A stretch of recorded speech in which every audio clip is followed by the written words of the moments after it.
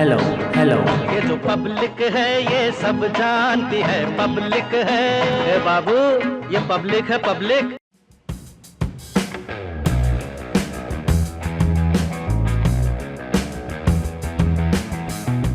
नमस्कार, India TV में आपका स्वागत है। मैं हूं जितेंद्र चौहान और आप देख रहे हैं हमारी खास पेशकश। ये पब्लिक है, सब जानती है। हमारा कारवां आ चुका है चित्रकूट जिले की माणिकपुर विधानसभा क्षेत्र में। आपको बता दें कि जो माणिकपुर विधानसभा क्षेत्र है दरअसल पूरा एमपी बॉर्डर से लगा हुआ इलाका है और चित्रकूट वो जगह है जहाँ भगवान राम ने अपने वनवास के करीब 12 साल बिताए थे और इसका अपना महत्व है। हम यहाँ की जनता से जानेंगे पिछले 5 सालों में क्या कुछ इस क्षेत्र में विकास कार्य हुए कि नहीं हुए, क्योंकि सरकार के दावे तो बहुत हैं। क्या वाकई में वो दावे हैं या धरातल पर कुछ सरकार कर भी पाई है? मणिपुर की जनता हमारे साथ है यहाँ पर, उनसे हम बातचीत करेंगे और जानेंगे उनसे कि पिछले 5 सालों में क्या सरकार ने इनके लिए कामकाज किया है, क्योंकि वोटिंग यहाँ पर होगी तो जनता के मुद्दे क्या रहने वाले हैं, वोटिंग किस आधार पर करेगी। हम सीधे जनता से बात करेंगे और जानेंगे उनसे कि क्या पिछले 5 सालों में सरकार ने कुछ किया है कि नहीं किया है। भाजी अपना नाम बताइए। भागवत सिंह पटेल। भागवती जी, ये बताइए कि अब चुनाव आने वाले हैं और जल्दी आप लोग वोटिंग के लिए जाएंगे, तो इस बार जनता के मुद्दे क्या रहने वाले हैं इस बार, अगर मणिपुर की बात करें तो? जनता का मुद्दा है कि पहली बात तो सांसद विधायक दोनों कतक मानिकपुर क्षेत्र में नहीं होता। जब आता हूँ तो सीधे आए निकल गए, पब्लिक से नहीं मिलते हैं। आपसे लोगों से नहीं मिलते? कभी नहीं मिले हैं। चलिए, ये तो एक बात हो गई कि जो दूसरी बात है कि जो अभी तक खाद मिल जाती थी किसान को, वो आज हम लाइन से खड़े रहे तो वहाँ से लाइन से हटा देते हैं, कहते हैं औरतों को लाओ। तो जब औरतें जाती हैं तो सारा दिन वहाँ खड़ी रह के और शाम के फिर लौट आती थी, खाद नहीं मिलती थी। खाद नहीं मिलती थी और फिर 2-3 दिन के बाद मिलती थी, ऐसा नहीं है कि नहीं मिलती थी, परंतु 3 दिन 4 दिन लाइन लगाना पड़ा। समय बहुत खराब करते बहुत थे। समय खराब हुआ। तो इस सरकार से तो हमें बेहतर है कि कोई भी सरकार आ ये जाए। बताइए कि खाद अभी मिलना बंद हो गई है या पहले से मिलना बंद थी? ये पहले से बंद थी, जब से ये सरकार आई। इस सरकार में कोई भी काम अच्छे नहीं हुए हैं। अभी तत्काल में देखा जाए तो यहाँ नाली की सफाई रोज हो जाती है दूसरे के सामने। मेरे यहाँ 6 महीने से सफाई नहीं हुई। सफाई कर्मी को बुला लिया जाए। तो आपके यहाँ क्यों नहीं होती ऐसे? बीजेपी के हैं, हम पटेल हैं तो कहते हैं इनके यहाँ सफाई नहीं होगी। तो देख लिया जाए मौके में। ये तो बिल्कुल तत्काल मौके में बैठे हैं, आज तक सफाई नहीं हुई। आप बताइए कि जब जनता वोट डालने जाएगी इस बार, तो मणिपुर की जनता के मुद्दे क्या रहने वाले हैं? किस आधार पर वोट डालेगी वो? क्या विकास कार्य रहेगा या जातिवाद रहेगा या विधायक का अपना? अपने अपने हिसाब की बात होती है। जैसे हम यादव हैं तो जातिवाद होगा, और किसके मन की हम बता सकते हैं, है ना? हैं, अपने लिए बता सकते तो हैं। क्या आपको कुछ लगा कि हाँ सरकार ने कुछ ठीक ठाक काम किया है इधर? क्या काम किया है? जो भी काम किया है वो सब गलत सलत हो रहा है। अच्छा। रोड वाला भी काम कुछ अच्छा समझ में आ रहा है, बाकी और कोई काम नहीं। सड़कें वगैरह अच्छी बनी है? बस बस। बिजली पानी की क्या स्थिति है, पानी वगैरह? क्योंकि इस बुंदेलखंड के क्षेत्र में पानी की समस्या है। पानी तो आ रहा है इस समय, पानी सही ढंग से आ रहा है। और लाइट तो घंटा 2 घंटा मान लीजिए गोल होती है ना, लाइट भी सही रहती है। हाँ हाँ। देखिए, ये पब्लिक है मणिपुर की और बता रही है कि लाइट भी पहले के मुकाबले ठीक हो गई है और पानी की स्थिति भी पहले से सुधरी है। कुछ और लोग यहाँ बैठे हैं, उनसे बात करेंगे। भैया आप बताओ, आप क्या करते हो? जी सर, हम पढ़े लिखे युवा छात्र हैं। अच्छा। और हम लोग बेरोजगार फिर रहे हैं। इस सरकार में बेरोजगार एक भी रोजगार के नाम पढ़े लिखे हैं तो क्या क्या आप, सरकारी नौकरी करना चाहते हैं या प्राइवेट नौकरी करने की बात करें? ना तो यहाँ प्राइवेट मिल रही है ना ही सरकारी जॉब मिल रही है, और यहाँ बेरोजगारी चरम सीमा पर है। मतलब ना सरकारी नौकरी की बात होती है ना प्राइवेट नौकरी है। नौकरी के विषय में तो सरकार से बात ही ना किया जाए। अगर बात करते हैं तो विरोध होता है, उसमें परेशान किया जाता है, दबाव डाला जाता है, चुप किया जाता है। इसके अलावा यहाँ रोजगारी के नाम पे कुछ नहीं मिल रहा। युवाओं के मुद्दे, सबसे बड़ा मुद्दा चुनाव का यही रहने वाला कि बेरोजगारी। सबसे बड़ा मुद्दा यही होगा कि बेरोजगारी, लोगों को रोजगार चाहिए। ये जो राशन दे रही सरकार, इस राशन भर से लोग संतुष्ट नहीं है।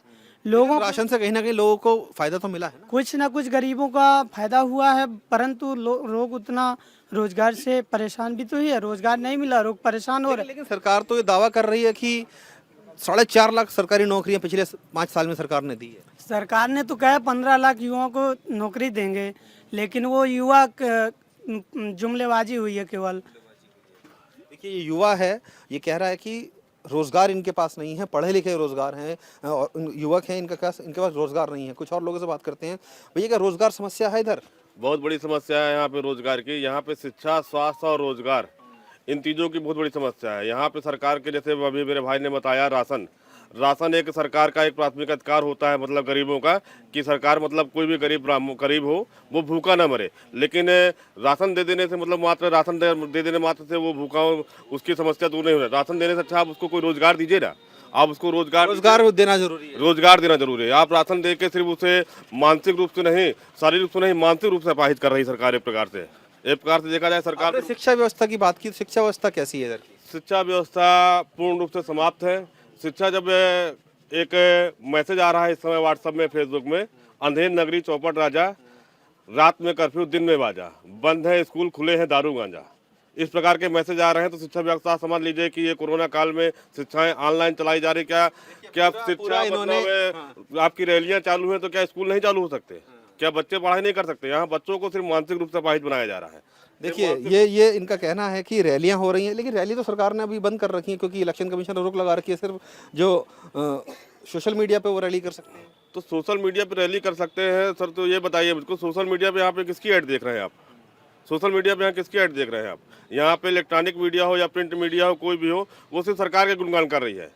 अब की बार कहते हैं, उस समय यूपी में एक नारा चल रहा है, अब की बार राम मंदिर और अब की बार यूपी सरकार, योगी सरकार। मतलब ये सोशल मीडिया में किस प्रकार की जुमलेबाजी हो रही है? मतलब कामकाज की बात नहीं हो रही है, कोई बात नहीं हो रही, किसी प्रकार से कामकाज की कोई बात नहीं हो रही है, रोजगार की कोई बात नहीं हो रही है, शिक्षा की कोई बात नहीं हो रही कि रोजगार की बात की जाए। और सड़कें जो है हमारी आवश्यकताएं हैं, ये उपलब्धि। सड़कें तो बता रहे हैं सड़कें अच्छी हो गई, सड़कें अच्छी हो गई तो ये हमारी आवश्यकता है। कोई मतलब ये कोई सरकारी विकास नहीं है, ये हमारी आवश्यकता है। आज हम एक कमरे मकान में रहते हैं, कल हमारे बच्चे बड़े हो जाएंगे, 4 बच्चे हमारे, तो हमको 2 कमरे की आवश्यकता होगी। ये पब्लिक है, सब जानती है कि जो मूलभूत समस्याएं इनकी हैं वो जिसकी तस बनी हुई हैं, लेकिन सरकार विकास की बात नहीं कर रही है, बेरोजगारी की बात नहीं कर रही है, शिक्षा की बात नहीं कर रही है। हम कुछ और लोगों से बात करते हैं, छात्राएं यहाँ पर हैं, उनसे शिक्षा के बारे में बात करते हैं उनसे, क्योंकि इनका कहना है कि शिक्षा व्यवस्था पर चौपट हो रखी है। आप अपना नाम बताइए। रोशनी यादव। रोशनी जी, ये बताइए कि ये बता रहे हैं कि शिक्षा व्यवस्था की ठीक नहीं है? जी नहीं है, ऑनलाइन क्लासेस सब बच्चे नहीं ले सकते हैं। कोई बच्चा गरीब ऑनलाइन क्लासों को अगर छोड़ दे, क्योंकि वो तो देखिए अभी कुछ समय के लिए हैं, क्योंकि कोरोना काल है इसलिए ऑनलाइन क्लासें हैं।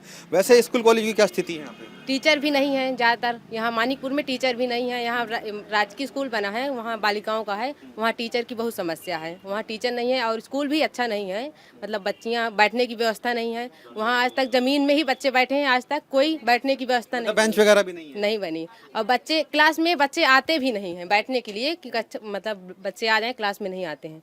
और डिग्री कॉलेज वगैरह इधर इंटर कॉलेज की आपने बात की, डिग्री कॉलेज वगैरह डिग्री कॉलेज में सही है, जो भी मतलब है सही है, सही है वहाँ पे? हाँ, पढ़ाई भी होती है, बच्चे अगर लेते हैं क्लास तो होती है, अगर बच्चों का ही मन नहीं है तो नहीं होती है। सही बता रही है, स्कूल में न तो बेंच है, अच्छे टीचर भी नहीं आते पढ़ाने के लिए, ऐसा है? हाँ। तो आप लोग जमीन पे बैठ के पढ़ते हो? हाँ। देखिए ये हालात हैं उस क्षेत्र के जो एमपी से लगा हुआ है, मणिकपुर इस क्षेत्र का नाम है, विधानसभा है। जो स्टूडेंट हैं वो ये बता रहे हैं कि डिग्री कॉलेज की हालत फिर भी ठीक है, लेकिन जो प्राथमिक विद्यालय हैं जो या हाई स्कूल हैं उनकी स्थिति ठीक नहीं है। तो कहीं ना कहीं सरकार को उस पर ध्यान देना चाहिए। हम कुछ और लोगों से बात करेंगे। बाबा बैठे हैं। बाबा राम राम। जय राम। ये बताओ कि 5 साल में कछु बदला ना बदलो? 5 साल में कछु नहीं बदलो, 5 साल में पूरा चौपट हो गया। क्या चौपट होगा?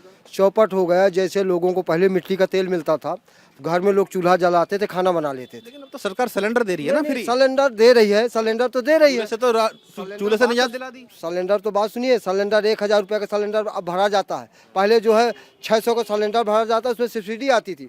जो भी सिलेंडर उन्होंने फ्री दिया है सब भूसा घरों में धरे हुए हैं। कोई अब भूसा में धरे हुए उसको सिलेंडर नहीं भराया जा पा रहा, पैसे नहीं है।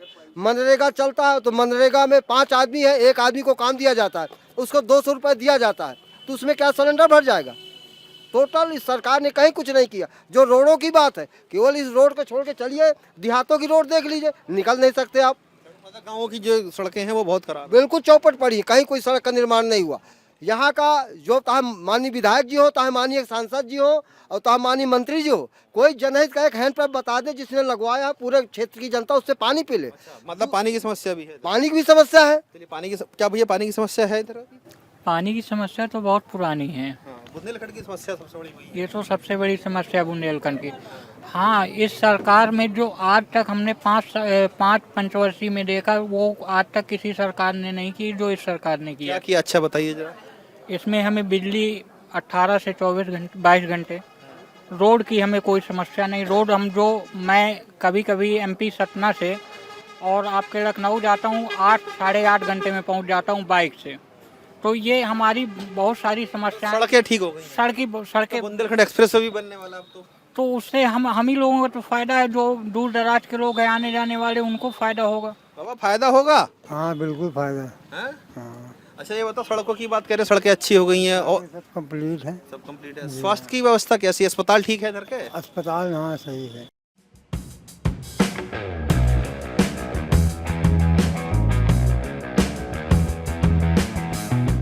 ये बताओ आप क्या करते हो? मैं स्टूडेंट हूँ। स्टूडेंट हो?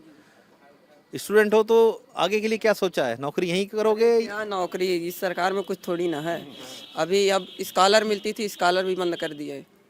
स्कॉलरशिप मिलती थी आप लोगों को? हाँ स्कॉलर भी बंद कर दिए। हाँ, तो क्या मिलता था स्कॉलरशिप में? स्कॉलरशिप वही 6800 रुपये आता था, कभी 7000 आ जाए, तो उसी से परीक्षा की फीस उस भर देते थे। अब क्या है कि इस बार अभी आज फीस भी देखे हम लोग, तो उसमें फीस भी बढ़ोतरी की गई। मतलब जो आप कह रहे थे कि स्कॉलरशिप आप लोगों को मिलती, सालाना मिलती थी, सालाना मिलती थी, लेकिन वो भी आना बंद हो गई है। कब से बंद हो गई? अरे हमने अप्लाई किया था, डाला था फॉर्म, तो पहले बता देते कि अदर वर्ग का हम बंद कर देंगे ओबीसी का, तो ना डालते, हम बंद कर दिए। सरकार ने जो अदर बैकवर्ड कास्ट के लोग हैं उनकी बंद कर दी। बंद कर दी गई है। सिर्फ दलितों के लिए और जो अति पिछड़े हैं उनके लिए। जनरल का भी आता है। जनरल का भी आता है? हाँ आता है। ओबीसी का नहीं आता? ओबीसी का कोई का नहीं अभी आया। मतलब सरकार ये भेदभाव कर रही है। भेदभाव कर रही है, पूरा कर रही है। देखिए ये स्टूडेंट है, इनका कहना है कि पहले इनको स्कॉलरशिप मिल जाती थी, स्मार्टफोन भी दिया गया, तो उसमें भी जातिवाद किया गया। उसमें अपने चहेतियों को नाम लिख करके भेज दिया गया, लखनऊ से ले आए वो लोग, तो जितने पा गए तो पा गए। हम लोग भी फॉर्म डाले थे, उसमें हमें भी नहीं कुछ मिला, और ना स्कॉलर आई, तो हम लोग का तो सब चला गया, अब घर से लगा। आप बताइए, आप भी कॉलेज में आप ही कह रहे थे कि जैसे बता रहे कि जो पहले टैबलेट वगैरह मिलने थे, क्या आप लोगों को मिले? क्योंकि डिग्री कॉलेज के लोग छात्रों को तो मिलना था। 50 बच्चों को बस मिला है डिग्री कॉलेज में मानिकपुर में। बुलाया गया था 200 बच्चों का, लेकिन यहाँ से लेके नहीं गए, या तो वहाँ परमिशन नहीं मिली तब नहीं लेके गए। जब परमिशन नहीं मिली तब तो लेके नहीं गए हैं। और यहाँ मतलब ऐसा काम होता है जो मतलब ज़्यादा पढ़े लिखे हुए होते हैं उनका काम होता है। जैसे ये बता रहे हैं कि यहाँ भेदभाव किया जाता है, जो सवर्ण जाति भेदभाव किया जाता है, भेदभाव होता है। अगर हम संपर्क ही नहीं है किसी से तो हमारा काम नहीं होगा, लेकिन लेट में होगा। लेकिन जो संपर्क है जिसका, वो उसका काम आगे हो जाएगा, जल्दी हो जाएगा। तो जो गरीब बेचारा बैठा ही ना रह जाएगा, जो थोड़ा बहुत कम पढ़ा है वो जाता है, लाइन लगाए खड़े रहेगा बिना पागलों के जैसे। और जैसे थोड़ा बहुत कोई पढ़ा है तो तुरंत अंदर घर जाएगा। ये परमिशन थोड़ा नहीं, सबके लिए बराबर तो है। इनका ये कहना है कि सरकार कहीं ना कहीं भेदभाव करती है। जो सुविधाएं मिलनी चाहिए सबके लिए होनी चाहिए, लेकिन सरकार कुछ चुनिंदा लोगों को सुविधा दे देती है और कुछ को छोड़ देती है। कुछ और लोगों से बात करते हैं यहाँ पर। भाई साहब आप बताइए कि 5 सालों में इधर, जैसे मैंने कई लोगों से बात की, उन्होंने कि सड़कें अच्छी हो गई हैं, पानी की व्यवस्था ठीक हो गई है, बिजली की थोड़ा ठीक हो गई है, और क्या मूलभूत समस्याएं हैं अभी यहाँ की जो सरकार को बिल्कुल निपटा देनी चाहिए? देखिए सर, सड़क की कुछ व्यवस्थाएं जो ठीक हुई हैं, लेकिन जब आप सड़क का नाम लेते हैं, हमारे मानिकपुर में प्रमुख 10-12 गांवों को जोड़ने के लिए, मानिकपुर तहसील है हमारा, ब्लॉक भी है, जोड़ने के लिए एक बाईपास सड़क है। और हमारे चित्रकूट के ही पीडब्ल्यूडी राज्य मंत्री हैं। बाईपास सड़क आज तक नहीं बनी, 5 साल से उसी तरह उखड़ी हुई पड़ी है, और 1-2 फीट के गड्ढे हैं वहाँ पर। बरसात में बड़े साधन बस्ती के अंदर नहीं आ पाते हैं।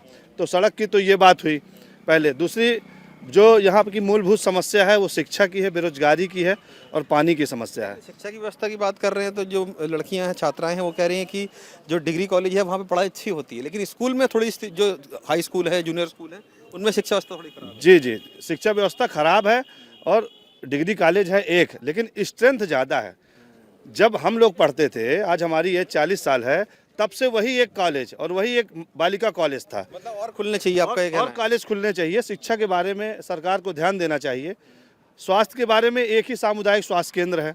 यहाँ पर अगर छोटी से छोटी बीमारी भी है, शाम को अगर जाइए रिफ़र कर देते हैं सीधे जिला अस्पताल के लिए। अच्छे डॉक्टर्स नहीं हैं। महिला डॉक्टर का नाम है, लेकिन महिला डॉक्टर यहाँ पर उपलब्ध नहीं रहती।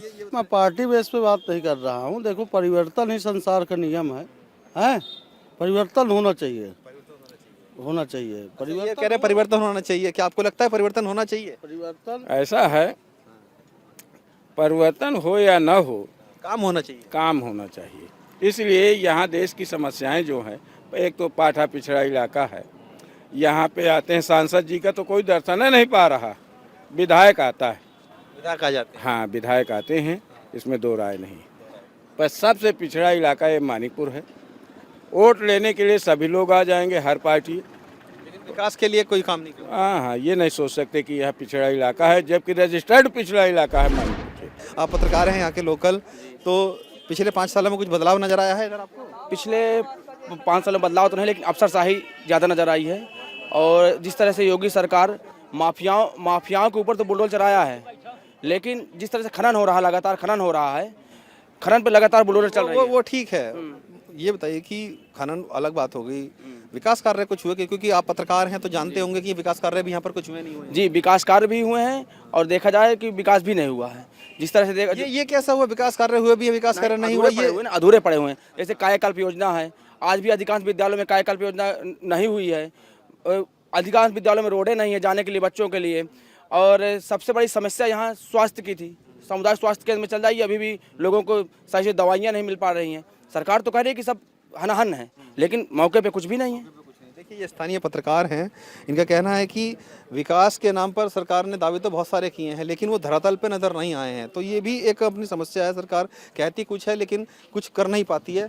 हम कुछ और लोगों से बात करते हैं। आप बताइए, आप कुछ कहना चाहते हैं? हाँ, नरेगा में काम वाम करते हैं सर, अब कोई काम है नहीं, बेरोजगार है। नरेगा में पहले, मनरेगा में काम नहीं है अभी? हाँ, 100 दिन का काम मिलता है, इतने दिन होते हैं तो कैसे पार हो? कोई रोजगार नहीं है। वो मजात पक्ष का काम आता है कि आगे पीछे भेजते हैं। हाँ, तो मतलब आपका कहना है कि जो मनरेगा में पहले काम मिल जाता था वो भी नहीं मिल पा रहा? हाँ, 100 दिन का काम मिलता है, वो आगे पीछे पैसे भी आते हैं, चाहे भूखन मरो चाहे प्यासन मरो, वो कोई कार्य नहीं कि करें। देखिए, ये मूलभूत समस्याएं हैं यहाँ के लोगों की, और उनका कहना है कि चाहे मनरेगा हो या शिक्षा व्यवस्था हो यहाँ की, या बेरोजगारी एक बड़ा मुद्दा यहाँ पर है। तो कुल मिलाकर कह सकते हैं कि पब्लिक है। हमने बात की माणिकपुर की पब्लिक से और जाना है उनसे कि इस बार चुनाव में उनके मुद्दे क्या रहने वाले हैं। तो लोगों का ये कहना है कि बेरोजगारी एक बड़ा मुद्दा है यहाँ पर है। शिक्षा व्यवस्था उतनी अच्छी नहीं है, हालांकि जो डिग्री कॉलेज है वो उसमें पढ़ाई लिखाई फिर भी ठीक है, लेकिन जो छोटे स्कूल हैं, जो स्थानीय विद्यालय हैं, उनमें शिक्षा व्यवस्था इतनी अच्छी नहीं है। न तो बैठने के लिए बच्चों के लिए डेस्क तक वहाँ पर टीचर आते नहीं हैं। तो कुल मिलाकर समस्याएँ हैं इस माणिकपुर विधानसभा क्षेत्र की, और देखना होगा कि जब विधायक साहब पिछली बार जीते थे उपचुनाव में, दोबारा से उनको टिकट मिलता है नहीं मिलता, और जीत के आते हैं नहीं आते हैं, वो बड़ा सवाल है। लेकिन कुल मिलाकर ये कह सकते हैं कि पब्लिक है, सब जानती है, क्योंकि आपके फैसले से पहले आपसे चुनावी चर्चा हमने जनता से यहाँ पर की है, क्योंकि पब्लिक है, सब जानती है। कैमरामैन दिनेश देवांगन का, जितेंद्र चौहान, इंडिया टीवी।